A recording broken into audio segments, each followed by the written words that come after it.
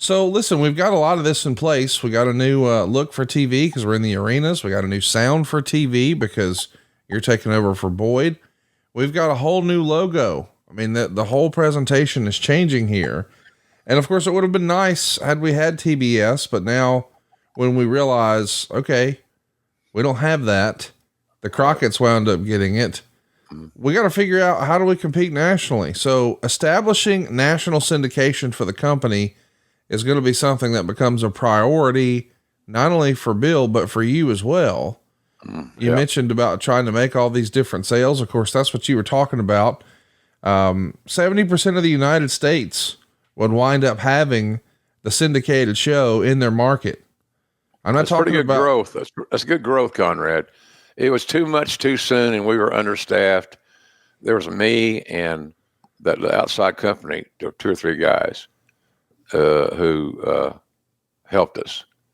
It was a right under. Perhaps it was a right undertaking. I'm not saying it was, but we weren't manned for the war. We didn't have enough soldiers, and when we didn't get TBS, it kind of blew everything up. To be honest with you, because to get a syndication deal, you have to understand you're probably going to be a year in building that time slot before you venture in to run live events to monetize your investment. I see.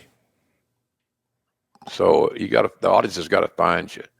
That's why things get so kabuki-ish when your show says, well, it's going to be on Friday night instead of Saturday night type deal. People can't find it. They're habitual viewers. They got a routine. So, but in syndication, it takes a while. Some of those markets that we had in the original Mid-South, when I got there, it was like 9 or 11 stations, have been carrying Mid-South wrestling for forever. It was a staple. And oftentimes when I got there, I moved it around to where, and it was convincing the Cowboy because the same thing. The audience can't find you. We started coming on in Central Time Zone at 10:30 on Saturday nights. So the news was our lead-in. The Saturday night news was our lead-in. The highest rated show of the night was the news, and we got that audience to come watch wrestling. So it worked out pretty good. The other time that I exploited a lot, I use the word exploited probably unjustly, was Sunday mornings. So you had the church crowd and you had the pre-church crowd and you had the non-church goers. So, 10 o'clock on Sunday morning, pretty good time. What were these syndication deals looking like that you're getting here? Like when you're putting together a new market in a new town, like how would the deal structure be as best you can recall? Well, they all wanted compensation, but because our ratings were so strong, our resume was powerful. When you're in a affiliate, ABC, NBC, CBS, whatever it may be, affiliate, and you're doing double-digit ratings, not just shares, but ratings, 10s, 14s, 15s. We had some markets that were doing like 16, 18 share rating. Is scary. So those numbers attracted a lot of newer stations that either had just come on the air or they're building their audience or they had a real weak time slot and they would take one of these suggestions on Saturday night or Sunday morning, etc. The key thing was to lock in the time frame. That was more important than just the time frame. It was had consistency. Yes. It's got to be there every single week. So, worked out pretty good for a while, but it's just to get the deal done, you got to bring some cash. And the way we did that was, I would agree to an advertising contract, just like a retailer, and so you'd have it that's what you negotiated, a number, and start from there. So every time you would run the event, a live event in that market, you agreed to pay X dollars in advertising spots outside your show on that station. so they could create some revenue. Okay, so you weren't actually paying to be on necessarily. Like, No. you weren't paying to have them play your tapes. You're simply promising that, hey, I'm going to give you this tape that's going to get you some good ratings that you can go monetize and sell. And in exchange for being on your air, when I come to the market, I will spend money promoting on your station. Correct. Wow. I had no idea that's the way it worked. I just learned something new today. Thank you for that. You think I'm an idiot? I mean, I thought it was a good deal. It's a great deal. And the stations by and large liked it. Yeah. They weren't out any money. Right. They got a proven commodity that had drawn ratings in other parts of the country.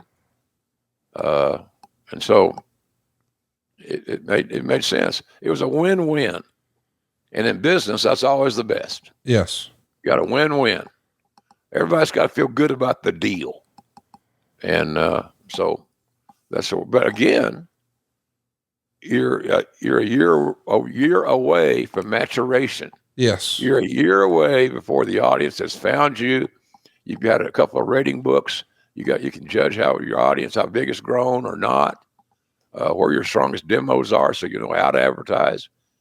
If I had real strong 18 to 34 men numbers, I would advertise on country radio and rock, because it covered most of the males as far as music's concerned. So it was an interesting job. I learned a lot on that job, and thought, well, again, we're outmanned, Conrad, outmanned, and just didn't have the staff to pull it all through. And those were some great days, though. I learned to be a better businessman and learned to be, believe in growth. If you don't grow, you die. In this era, I mean, I know that once upon a time, all we did was sell tickets. I mean, television was an infomercial for live events. I get that. Yeah. But with all the new changes and trying to compete nationally, did Bill have a strategy for merch? I mean, I know that, guys have had quote unquote gimmick tables forever, but I'm saying like running promos on these syndicated tapes so you could buy shirts or hats. I think we did that for a while, Connie. Okay. I think we did that, but it wasn't very organized. It was a small mall and paw type operation run out of the basement of Watts' office in Bixby. I see. So to answer your question, no, not a lot of thought was given, but obviously that would be coming. Yes. It wasn't like it's a secret. It's a secret sauce. By the way, we sold a lot of sauce this holiday season. Golly. I'm glad to hear it. Appreciate everybody's business. It's good. And that damn mustard, it's become number one. Really? Yeah. Wow, that's awesome. Well, me talking about my diabetes. Yeah. And how my blood sugar vacillates at its highest at 300. Last week, a couple of days last week, it was 100. And so I take my blood sugar levels every day. I take an insulin shot in my gut every day, every night, and it's all working.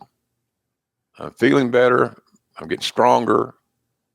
The next thing we're going to do is they're going to put a port in my arm, and they're going to set me up so I can give myself intravenous antibiotics. Wow. Yeah, and they think that's going to knock out this stuff for your leg. Yeah. Yeah, on my leg. So hopefully we'll see. Another procedure, but hey, I'm willing to try. I've been dealing with this thing for over a year. I'm tired of it. It hurts, it stings, it throbs. You just got to be dressed every day. It's just a pain in the ass, Connie. But it has healed to some degree, but it's not going to go away until some kind of heavy duty intravenous antibiotic smacks the shit out of it. What's the date on that port? Do you know when you're getting that done? Early January. Oh, wow. So soon. Yeah. I want it sooner than later. Fine with me. Do it tomorrow if we wanted to. But yeah, you want to get those things started. If they are that confident that those intravenous antibiotics are going to do the trick. The sooner we start, the better, in my opinion.